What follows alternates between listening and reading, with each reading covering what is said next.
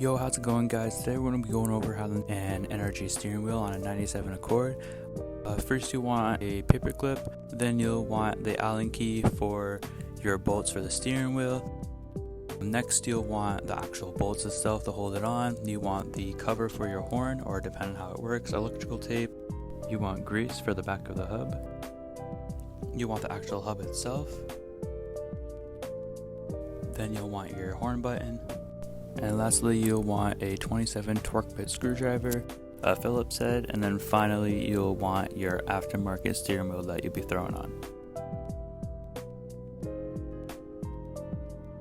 So first things first, you want to remove the battery or the cables for the battery. So you'll want to do positive first, then negative. And then on the back here, there's two covers covering where the little 27 torque bit things for the airbag are. So you want to take those off, you want to unscrew that. And then once you do that, you can pop the airbag right out.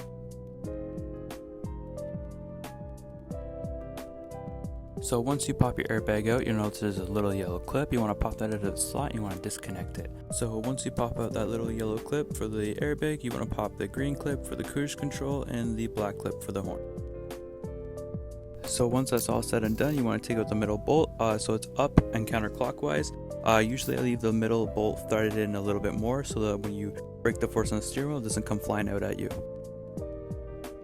Next is removing the OEM clock spring. You want to get the steering column cover off first to access it. There are about 5 or 6 Phillips head screws in there. Once you pop it off, do be a little careful because they are prone to break in. After that, we can access the clock spring and take that off. So once you remove the cover, there are 3 Phillips head screws holding the clock spring itself. Once those screws are removed, you can remove the whole clock spring assembly and then disconnect the horn.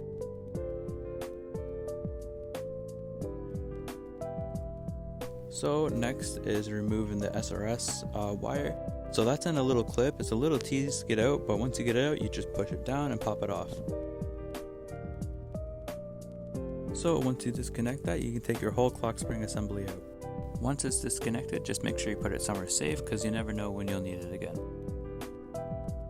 So now it's time for the paper clip. You want to strip the plastic on both sides so it's bare metal, and you want to connect them to the third prong here. Once you do that, you just want to wrap around these posts and have the metal part facing up to touch the hub. Here's it all said and done, just wrapped around the one post and then the other post, and then having the metal part facing towards the hub so it can complete the circuit and make the horn honk. So next, you just want to put some sort of automotive grease on the back of the hub. Not too much grease though, just a moderate amount. Afterwards, you want to take these little slots on the actual hub and then line them up with where the steering wheel sat. Before you go any further, just connect your horn and make sure it works. So next is tighten the hub down with the steering wheel bolt that we removed earlier. I believe the torque spec is 29 foot-pounds. So next is reinstalling the steering column cover that we took off, just your 5 or 6 bolts, tighten them down, clip everything together, and make sure everything lines up properly.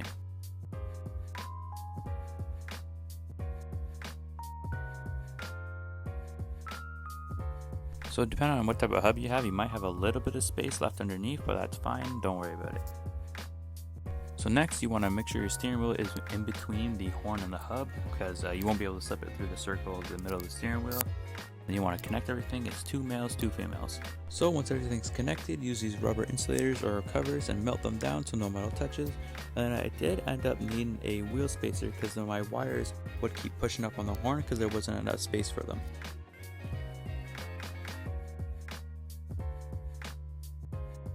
So once everything's wired up and connected, line up your steering wheel with the holes on the thing, and also make sure to install the cover that goes above the horn as well. Once everything's tightened down, you officially have an aftermarket steering wheel on your car and done properly with the horn working. Don't come at me for my horn though, because the wiring was a little weird on mine. But thank you so much, guys. I hope you learned something, and I hope to see you in the future. Thank you.